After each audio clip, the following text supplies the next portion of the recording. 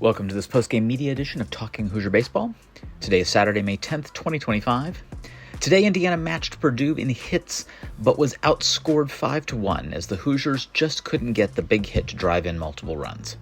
Head coach Jeff Mercer met with the media following the contest.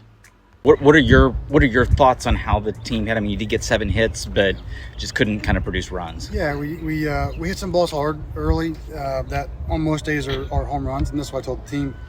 But sometimes you just have to adjust differently. We have to execute with guys on base, and we had several opportunities there to have some big innings. The 7th and 8th inning, get the leadoff guy on, second guy goes double play, and ends those 2 innings. We had a situation, had second and third, KD's ball bounces out, so holds Devin up, and then we go strikeout, ground out. TJ did hammer that ball to left center, hit a hard ball to shortstop, but there's 5 guys. So the thing that my frustration, and I told them, is that our ability to execute to a different game plan, to bring the lefty in with low slot ride, and it's like the lefty from Michigan State. You're just going to have to, and again, they moved the entire infield over. Going to have to shoot the ball the other way, hit the ball in a line to right field, and unable to do that, and unable to really string those together. So that was the frustrating part. Was we were so dutiful last night and did a really good job in situations and hitting situationally, and typically we're fine in that regard. But you just can't rely on the home run all the time. And not that we do or we have, but it really changed the game when we couldn't come through with a base hit or a quality at bat after a quality at bat, and try to string something together and kind of do it the old-fashioned way. The situations I tried to hit and run, we got thrown out. Guy picked a breaking ball clean.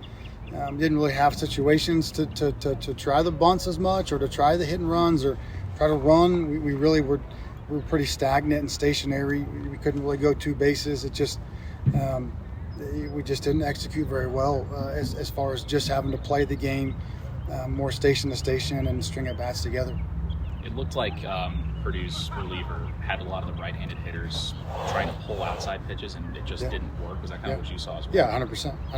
And you talk to him, and you call timeout and talk to him, and you talk to him in the dugout, and that's the frustration. Is he's got the low slot ride. It's going that way, and you have to trust the scouting report to be able to walk in there knowing what it's going to do, and not. I guess it does run more than I thought. It's like, well, that's what it says. What the metrics say, it's what the scouting report says. That's what 50 innings of Division I baseball this year have said. He actually played for Coach Allen last year at DePaul, so that's what you know that going into it, and we weren't able to make the adjustment to that quickly enough, and you get your butt beat when you do that. I'm following up on last night. What makes Kraft so effective? It's just the multitude of pitches, and so it's 4 or 5 pitches, and even when you get into a fastball count, he'll throw that cutter up and in. He'll throw the changeup anytime, and the curveball is so much slower. It's a unique pitch. It's kind of a unicorn in college baseball right now, where everyone's going to the cutter and the sweeper and the sliders, and he's got that old school 12-6 curveball that's just so much slower. So there's this huge difference in velocity, and he's just outside of the kind of that normal window of release. So all that stuff together, there's no one individual pitch that's an excellent pitch. It's the combination of all of them, and then he's a strike thrower, and so you're getting ground balls and you're getting strikes, and he can hold a run game. So you can't ever really get away from him, because he's not going to walk guys. He can fill his position. So all those, Ben Gribble was awesome today. You get that chopper back to the mound, right? Crafty gets that one last night, bang, snags it and runs it over and throws a guy out. So he just does all those management things really well, to where he never allows the inning to get big. And even when he falls behind, he's got weapons that he can steal strikes with or get weak contact with. And he's able to execute to those zones consistently. Speaking of craft and pitching, I made sure to look at this. Not so much that this happened today, but, Purdue, they've got, their Friday guy they've thrown every week this year, they have their Saturday guy they threw today. They've got their high leverage reliever in very defined roles, and that's been pretty much the case with a lot of teams. You do a lot more mixing and matching throughout the last few seasons. Is that at all frustrating? And would you prefer to have the more defined roles as most teams do? Or and can you just talk about that, of a lot more mixing and matching compared to the defined roles of most other teams? Sure. I would love you would love to be able to do that. And you look at it and you lose 2 sophomore arms to the draft, and in Foley and Reisdorf, and so you have to. It's hard to replace underclassmen as far as starter profiles that can do those things. And so you can define those as much as you want, but the game tells you, Gavin Siebel has been tremendous the last couple of weeks. He's just been better out of the pen than he was as a starter, and so you try to put him in a better position to be successful. Kraft has gotten better and better over the course of the year, and as he's established himself, we've tried to use him more as a prototypical starter. And then we've been in positions once Drew Burr got hurt, we didn't have the closer, and so you got to finish games when you have a chance to win them. So whether your Kraft gives you a start and then Gilly finishes it or Grable finishes it, the fear is always that you have a winnable game in hand, and you hold a guy that will win the game for you for a situation that may not come later in the weekend.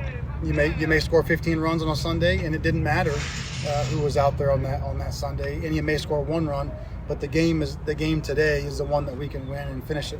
Yes, ideally, you're able to do that. You're able to line guys up and have defined roles. I would love to be able to do that, but that when the draft is always an impact, and then injuries here and there, and so then you have to problem solve, and you can't run it out there because this is what you would like to do. You have to play the cards that you're dealt, and this is what you got, and find the best way to be successful. Back to that Purdue reliever, how do you guys get your batters to adjust from at bat to at bat better? Obviously, he went through the lineup 2 or 3 times. Yeah, that's the $1 million question, right? That part is really frustrating because we've done it and we have shown the ability to do it. Some of it's youthfulness, and some of it's hard-headedness, and some of it's just I think we've won 5 games in a row, and sometimes it just doesn't go your way. The offense has been good and has produced in those situations, and sometimes it just doesn't go your way. So I would say a combination of those things. But yeah, you're talking about it in the moment. You're talking about it in the dugout. You're talking about it as they walk up. And sometimes baseball is just a hard game, and I'm not in the batter's box, and so I'm sure they look at me and say, well, yeah, I can look at your numbers, and you got out too, and you hit double plays, and you didn't always, so I try to remember what it was like to play and remember the difficulty of it, and I don't want to cast doubt on them, but I also don't want to throw it away as like, hey, today wasn't our day. Somewhere in the middle of that is reality. So today we didn't do it for whatever reason. Hanley looked really different between the first time he faced him and the second time. Yeah. What did Hanley do different that made him just hit successful? over the plate? He pulled off. He got an early. He's been really good with guys in scoring position.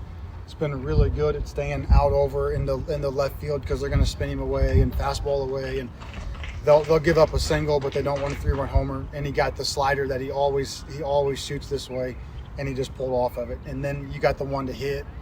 And he lost his direction, and now they're gonna throw that one that starts in the middle and go away, and so try to either you're gonna chase or they're gonna walk you, and try to set up a double play, and so once you miss your pitch, it was harder. Second time through, that's the really good thing about Jake is he's intelligent, adjustable, and you may get him once, but you probably won't get him twice, and so the next time up, he was really focused on being in the middle of the field, knowing they probably were gonna follow a similar pitch plan. And he adjusts quickly. To your point, that's what you have to be able to do. They may get one guy, hey, I'm a righty. This is what they did to this righty. If Plan B was as good as Plan A, it would be Plan A. They're going to stick with Plan A until you make them adjust, and we didn't do that. Frustrating. Yes. Jeff, kind of a really big picture question. The last 2 days, the crowds here at the stadium have been overflow. Great crowds, big interest in IU baseball. Yep. And when you look at the kind of the bigger things going on in college athletics, the house settlement, things like that, sports like baseball aren't really being taken into account. It's more like you guys have to deal with the consequences of whatever comes from it. Yeah. When you see the interest out here, and you know that what your own players and what you've had to go through as a coach to deal with these consequences, Does it bother you that, or do you just kind of accept it in terms of, what changes are coming, knowing that people still support what is, not what's coming? Right. How do you kind of square that in your mind?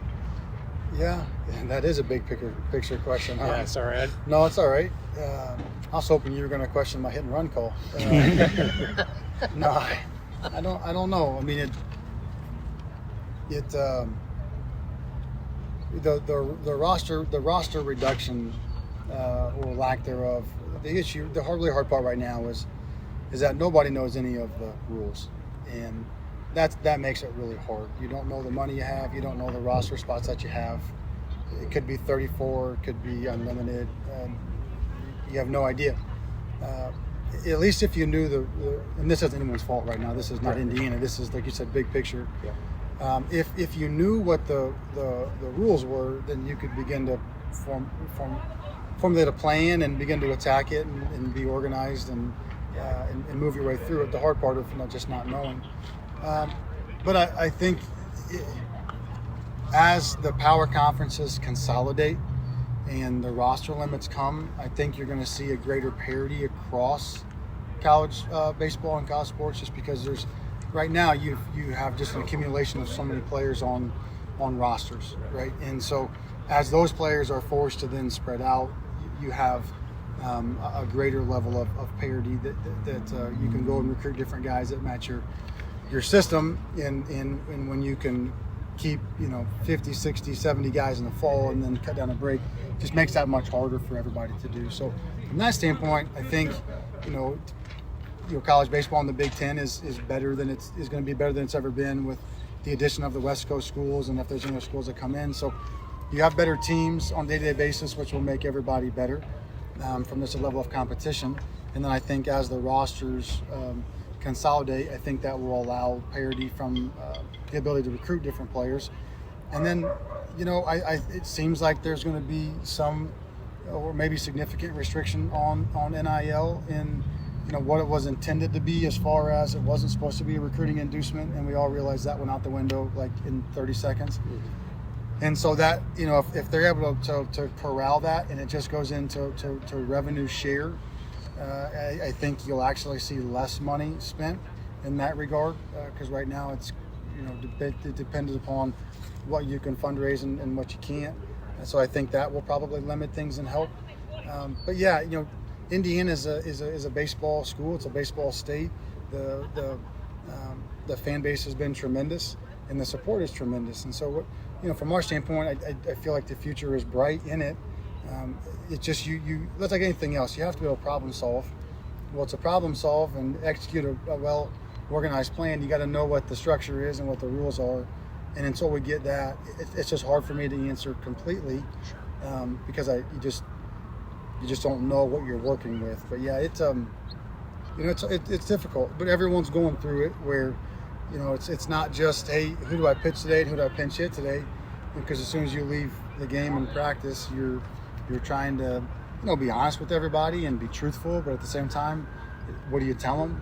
You just don't know. So we'll just kind of control things that we can control here, and then when we get more information, we'll make the best decisions and the most honest conversations that you can have.